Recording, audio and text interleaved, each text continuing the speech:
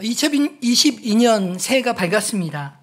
원래 새해는 희망을 이야기해야 하는데 지금 우리 사회가 겪고 있는 현실들은 여전히 암담하기만 합니다. 작년 이맘때 코로나 백신이 나와서 이제 조금만 버티면 코로나로부터 자유로울 날이 얼마 남지 않았다. 그런 희망으로 부풀었는데 백신이 나오니 전염력이 전보다 더 높은 델타 변이도 나오고요. 백신 접종률이 83%가 넘었는데 이제는 백신도 회피하는 전염력이 더 높은 오미크론 변이가 전 세계적으로 확산되고 있습니다.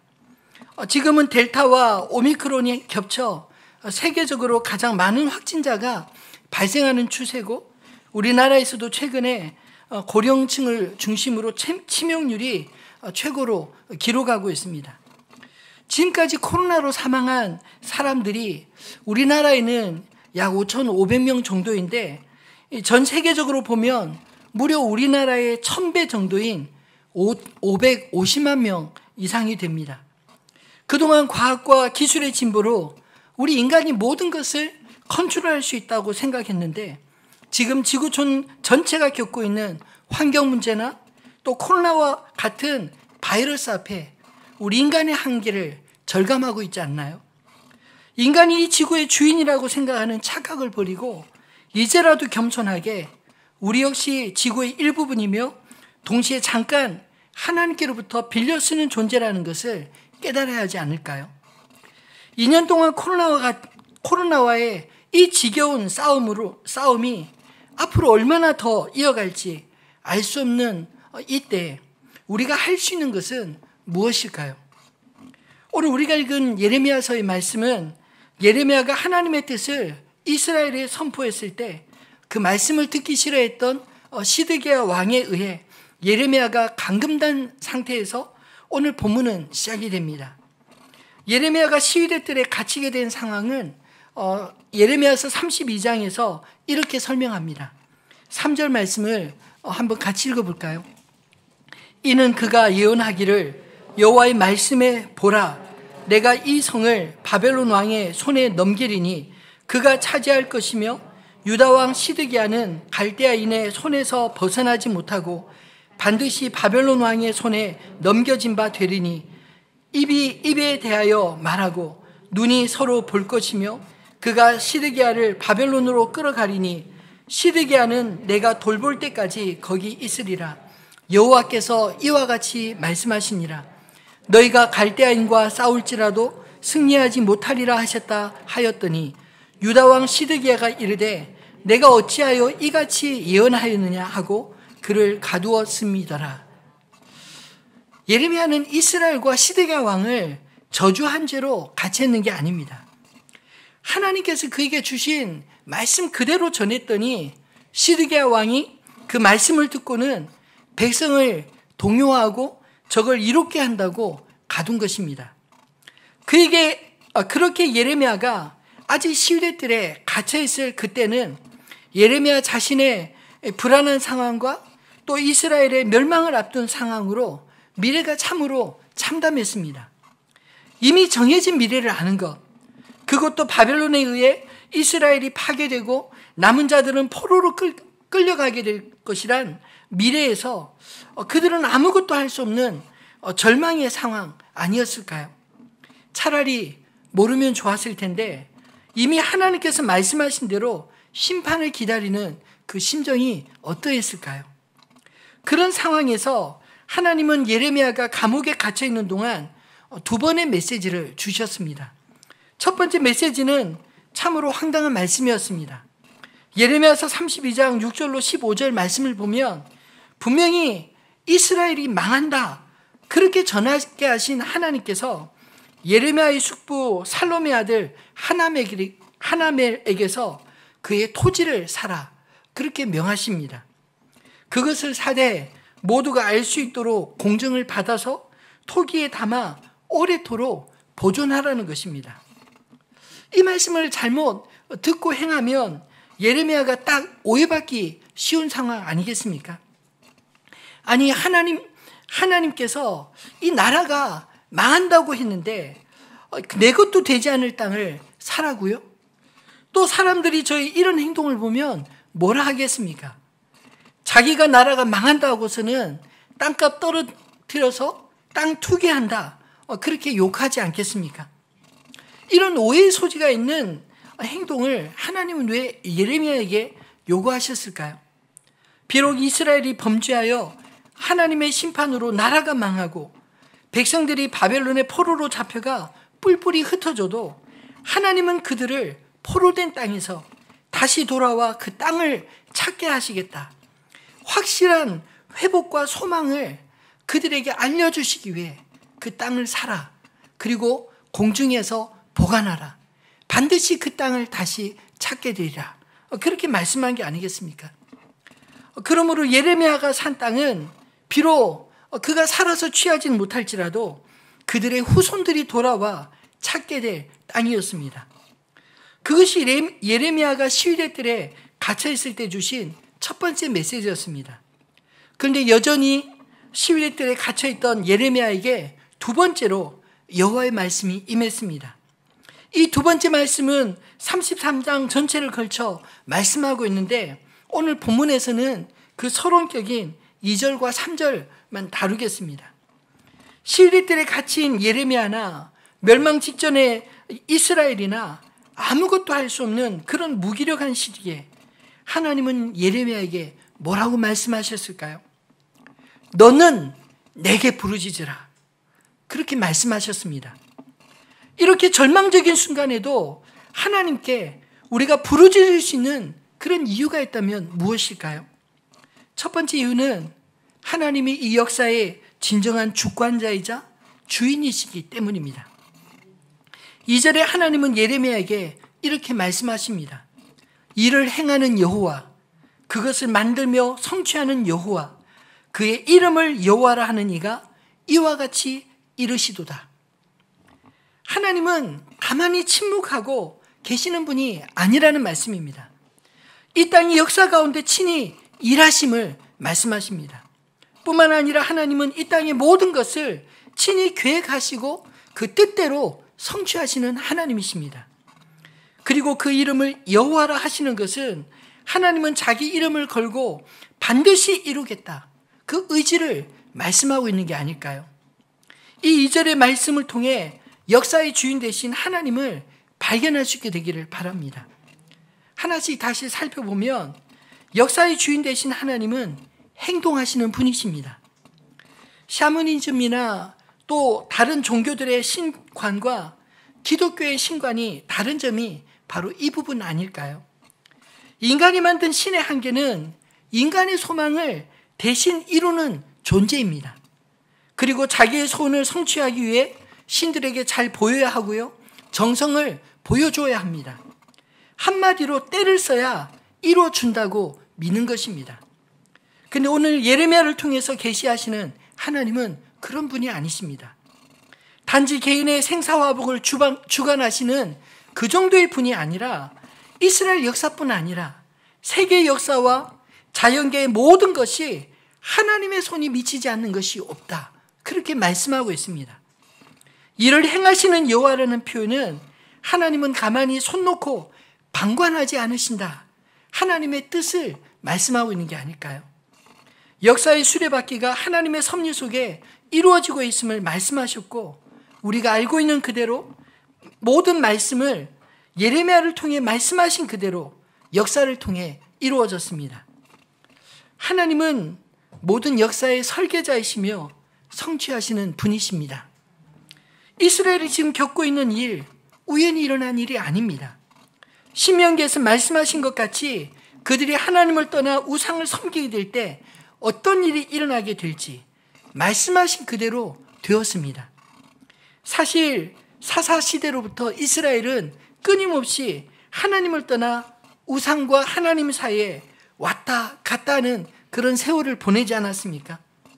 물론 잠깐씩 회개하고 하나님을 섬기는 시간들이 있었지만 사실 이스라엘 역사 대부분은 시간들은 하나님이 약속하신 성취한 그 가나안 땅에서 하나님과 상관없는 그런 세상을 만들고 말았습니다.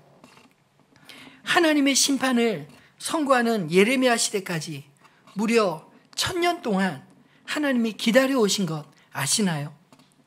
하나님의 인내는 여러 선지자들의 경고에도 돌이키지 않는 이스라엘을 향해서 이제 왕정 시대를 끝나고 그 땅에서 잡혀 포로 시대를 맞게 되리라, 그 이야기를 예레미야를 통하여 전하였습니다. 그러나 이 모든 하나님의 계획은 단지 이스라엘을 벌주시기 위한 것이 아닙니다. 여러분, 파괴적인 창조라는 말을 들어보셨습니까? 마치 하나님은 이스라엘을 지금 리셋하고 계신 것입니다. 다 읽고 보면 모든 것이 당연한 것이 아니라는 것, 오늘 우리가 찬양한 것처럼 모든 것이 은혜였다는 것, 그것을 깨닫게 되지 않나요? 비록 예루살렘 성과 성전까지 파괴되어 사라지고 백성들은 뿔뿔이 흩어지지만 하나님은 실패하지 않았습니다. 하나님은 포로된 바벨론에서도 다니엘과 세 친구를 통해 역사의 주권자이심을 정복자 느부갓네살 왕을 통해 알려주시고, 에스겔 선지자를 통해서 포로된 그 백성들에게 하나님의 위로와 돌아갈 소망의 메시지를 주셨습니다. 그리고 다시 그들의 약속의 땅으로 부르시고 해방의 감격 속에 하나님의 백성이 되게 하셨습니다. 하나님이 우리의 인생의 진정한 주인 되심을 믿으시기 바랍니다. 예레미야를 통해 주시는 말씀 속에 하나님은 진정한 역사의 주인으로, 비록 그 백성이라 하더라도 모순된 삶에서 돌이키도록 바벨론 제국을 움직이셨습니다. 이스라엘의 심판은 그러나 바벨론의 의지가 아니라 하나님의 의지였습니다. 그리고 다시 포로된 땅에서 돌아오게 하신 것도 페르시아 제국의 의지가 아니라 하나님의 의지로 고레스 왕을 통해 해방을 선언하게 하셨습니다. 역대하 36장 22절로 23절은 그것을 이렇게 말하고 있습니다. 한번 같이 읽어볼까요? 바사의 고레스 왕 원년에 여호와께서 예레미야의 입으로 하신 말씀을 이루시려고 여호와께서 바사의 고레스 왕의 마음을 감동시키심에 그가 온 나라에 공포도 하고 조소도 내려 이르되, 바사왕 고레스가 이같이 말하노니 하늘에서 세상 만국을 내게 주셨고 나에게 명령하여 성전을 건축하라 하셨나니 너희 중에 그의 백성된 자는 다 올라갈지어다. 너희 하나님 여호와께서 함께 하시기를 원하노라 하셨도다. 아멘. 포로된 지 70년 만에 고레스가 태어나기도 전에 예언했던 예레미야에게 주신 그 약속 그대로 성취되었습니다. 하나님은 자신의 이름을 걸고 하는 말씀 반드시 성취하는 분이심을 믿으시기 바랍니다. 역사의 주권자이신 하나님을 기억할 때 우리는 절망 가운데서도 예레미야와 같이 소망을 가질 수 있습니다. 저는 개인적으로 이 말씀을 참 좋아합니다. 모든 일이 주의 뜻대로 되리라는 믿음이 말씀을 묵상하고 선포할 때 제 마음에서 일어나기 때문입니다. 비록 내가 감당할 수 없는 일을 만나도 감당할 수 있는 것은 저의 뚝심이 아니라 하나님을 향한 믿음입니다. 하나님이 아신다. 하나님이 행하신다. 하나님은 반드시 부르짖는 자에게 응답하신다. 이 믿음으로 전능하신 주님께 나아가 부르짖는 저와 여러분 되시기를 주님의 이름으로 축원합니다. 두 번째로, 우리가 절망의 순간에도 하나님께 부르짖을 수 있는 이유는 우리의 기도에 하나님은 신실하게 응답하시기 때문입니다. 3절에 감옥에 갇힌 예레미야를 향해 또 이렇게 말씀하지 않습니까? 너는 내게 부르짖으라. 내가 내게 응답하겠고 내가 알지 못하는 크고 은밀한 일을 내게 보이리라. 하나님은 우리의 부르짖음을 들으시고 응답하시는 살아계시며 인격적인 분이십니다. 우리 인생의 질문과 고통에 답하시는 분이십니다. 두 번째 임한 말씀 역시 예레미야의 기도에 대한 두 번째 응답이었습니다. 그 내용은 예레미야 33장 전체를 통해 말씀하고 있습니다. 첫 번째 말씀과 같이 그들이 반드시 심판을 받을 것이라 먼저 말씀하시고, 이 말씀은 반드시 이루어지되 그 백성들에게 헛된 기대로 속지 말라는 경고의 말씀이기도 합니다. 그러나 거기에 그치지 않고 하나님은 다시 그들에게 소망의 메시지를 주십니다. 10절 말씀을 제가 읽겠습니다. 여호와께서 이와 같이 말씀하시니라. 너희가 가리켜 말하기를 황폐하여 사람도 없고 짐승도 없다 하던 여기 곧 황폐하여 사람도 없고 주민도 없고 짐승도 없던 유다 성읍들과 예루살렘 거리에서 즐거워하는 소리, 기뻐하는 소리, 신랑의 소리, 신부의 소리와 및 만군의 여호와께 감사하라. 여호와는 선하시니 그 인자하심이 영원하다는 소리와 여호와의 성전에 감사제를 드리는 자들의 소리가 다시 들리리니 이는 내가 이 땅의 포로를 돌려보내어 지난 날처럼 되게 할 것임이라. 여호와의 말씀이니라. 하나님이 예레미야에게 이스라엘의 궁극적인 심판이 아니라 여호와께 부르짖을 때 회복될 이스라엘을 보여주셨습니다. 하나님이 행하실 일이지만 그가 부르짖어 기도하라 하시고 그 모든 일들을 알려주시고 그와 이스라엘의 남은 자들에게 소망을 주십니다. 여러분, 기도는 내 수준의 생각을 하나님의 수준으로 올리는 것임을 기억하시기 바랍니다. 기도하지 않으면 내 앞의 일밖에 보이지 못하지만 기도하면 하나님의 수준으로 하나님이 어떻게 바라보시고 행할 것인지 보여주십니다. 우리가 하나님의 은밀한 비밀을 알 수 있는 것은 기도를 통해 전능하신 하나님과 영적인 교제를 할 때 아닐까요? 그러므로 예레미야에게 하신 말씀처럼 아무리 앞이 보이지 않는 감옥에 갇힌 상황이라 할지라도 하나님께 부르짖으시기 바랍니다. 기도하면 우리가 기도하는 일을 이루어지는 것을 볼 것입니다. 그러나 원망과 두려운 생각에만 사로잡히면 계속해서 원망할 일, 두려워하는 일이 계속 찾아오지 않겠습니까? 여러분은 어떤 삶을 선택하시겠습니까? 하나님께 부르짖음으로 여러분이 기도하는 일들 가운데 하나님의 응답을 경험하고 하나님을 찬송하며 하는 저 여러분 되기를 소망합니다. 누가 하나님을 잘 알 수 있을까요? 성경을 잘 아는 사람일까요? 아니면 매일 깊이 기도하는 사람이겠습니까? 물론 답은 두 가지 골고루 다 갖춘 사람입니다. 그러나 둘 중에 하나를 우선 고르라면 저는 기도를 고르고 싶습니다. 왜냐하면 하나님에 대해서 아는 것과 하나님을 직접 교제하며 아는 것, 그 차이가 아닐까요? 저를 가장 잘 아는 사람이 누구겠습니까? 저와 가장 시간을 많이 보낸 사람들일 것입니다. 그 중에 저희 집 아이들 아닐까요? 아무리 머리로 이해해도 직접 교제해 보지 않으면 어떻게 하나님을 안다 이렇게 말할 수 있을까요? 나는 알지 모르지만 그분이 나를 아는지 어떻게 알겠습니까? 그러나 깊이 기도해 보면 하나님의 음성이 들리고 또 깊이 기도하는 가운데 하나님의 응답을 경험하면서 내가 부르짖는 것에 주님이 응답하시는구나. 주님이 귀를 여시고 내 기도에 귀를 기울이시는구나. 이 사실을 깨닫게 된 것입니다. 하나님은 우리를 잘 아시지만 우리가 하나님을 알기 위해서 부르짖으라 하시고 응답하시리라 약속하고 있습니다.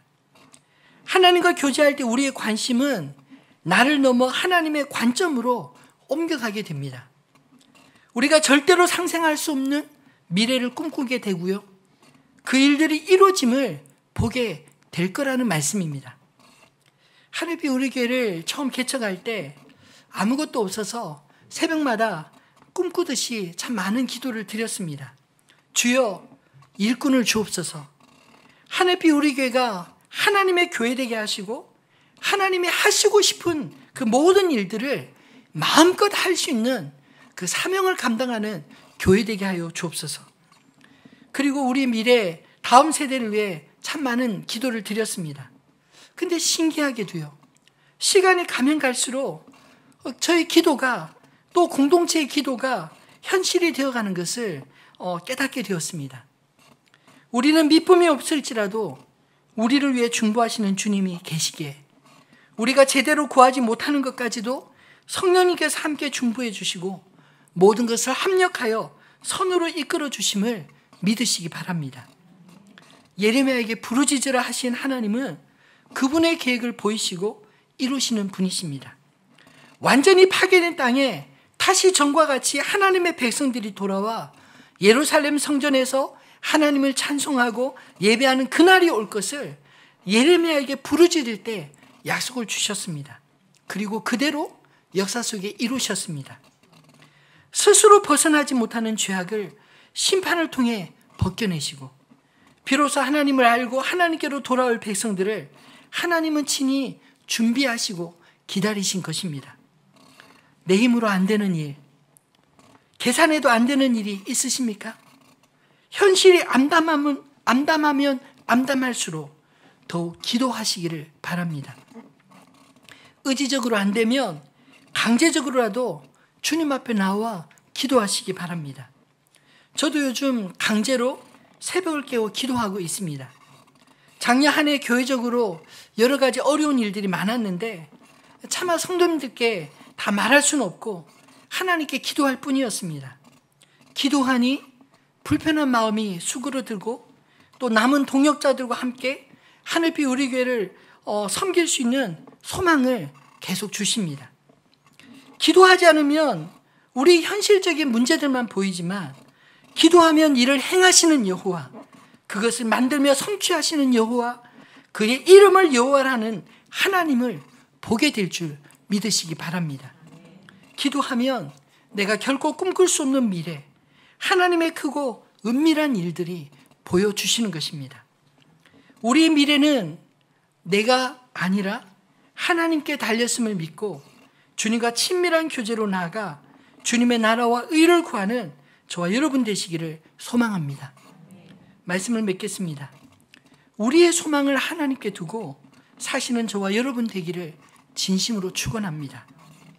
하나님이 아닌 다른 대안 너무 많이 널려 있지 않습니까? 이것저것 찾아 헤매지 마시고 오직 우리의 미래를 주관하시는 하나님 아버지 앞에 힘을 다하여 부르짖는 2022년이 되시기를 바랍니다. 우리의 미래, 우리의 소망이 오직 하나님께 있습니다. 예레미야서 29장 11절로 13절은 하나님의 백성들을 향한 하나님의 뜻을 이렇게 말씀하십니다. 우리 같이 읽어볼까요? 여호와의 말씀이니라.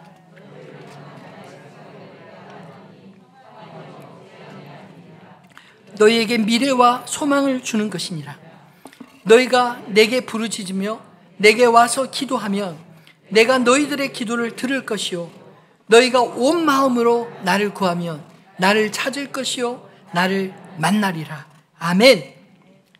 역사의 주인이신 하나님, 응답하시는 하나님이 우리를 거룩한 교제로 초대하고 계십니다. 하나님의 뜻을 우리의 수준으로 끌어내리지 마시고 우리의 생각을 하나님의 수준으로 끌어올리는 기도하는 한 해가 되시기를 주님의 이름으로 축원합니다. 현실이 여전히 답답하고 앞이 잘 보이지 않으신가요? 우리의 좁은 생각에 사로잡히도록 방치하지 마시고 우리의 영혼을 향해 이렇게 선포하시기 바랍니다. 시편 42편 11절 마지막으로 같이 힘있게 선포하겠습니다.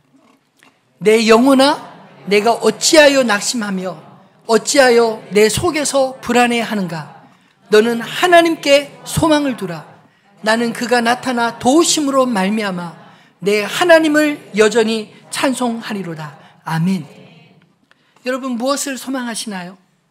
다른 것 말고 오직 우리의 창조주 하나님 소망하시기를 바랍니다. 하나님 안에 나의 미래, 우리 공동체의 미래가 있습니다. 기도함으로 하나님의 소망이 우리의 소망이 되고 우리의 미래가 되기를 진심으로 소원합니다. 2022년 새해 여러분의 선택은 무엇인가요? 2021년 암담하고 막막했던 기억들을 안고 사시겠습니까? 우리의 소망 되시는 하나님을 향하여 그의 도우심을 구하시겠습니까? 2022년 우리의 첫 시간 하나님께 부르짖으며 우리의 소망을 주님께 두시길 우리 주님의 이름으로 축원합니다.